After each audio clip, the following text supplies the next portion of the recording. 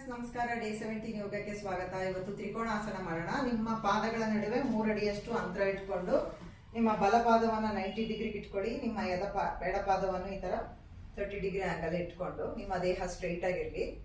ಉಸಿರು ತಗೊಳ್ತಾ ನಿಮ್ಮ 2 ಕೈಗಳನ್ನು ಈ ತರ ಭುಜದ ನೇರಕ್ಕೆ ತಗೊಂಡು ಬನ್ನಿ. ಉಸಿರು ಬಿಡ್ತಾ ಈ ತರ ಬಲಗಡೆಗೆ ಬೆಂಡ್ ಆಗಿ, ಎಡಗೈಯನ್ನ ಈ ತರ ನೋಡಿ ನಿಮ್ಮ 2 ಕೈಗಳು ಒಂದು ಸ್ಟ್ರೈಟ್ ಲೈನ್ ಅಲ್ಲಿ ಇರಬೇಕು. ಮತ್ತೆ ಉಸಿರು ತಗೊಳ್ತಾ ಮೇಲ್ ಬನ್ನಿ. ಈಗ ಬಲ ಪಾದವನ್ನು 30 ಡಿಗ್ರಿ ಆಂಗಲ್ ಅಲ್ಲಿ ತಗೊಳ್ಳಿ. ಎಡಪಾದವನ್ನ 90 ಡಿಗ್ರಿಗೆ ಇಟ್ಕೊಂಡು ನಿಮ್ಮ ದೇಹ ಸ್ಟ್ರೈಟ್ ಆಗಿರ್ಲಿ. ಉಸಿರು ಬಿಡ್ತಾ ಬಲಗೈ ಮೇಲೆ ಹೋಗ್ಲಿ, ಎಡಗಡೆಗೆ ಬೆಂಡ್ ಆಗಿ ನಿಮ್ಮ ಬಲ ಅಂಗೈಯನ್ನ ನೋಡಿ.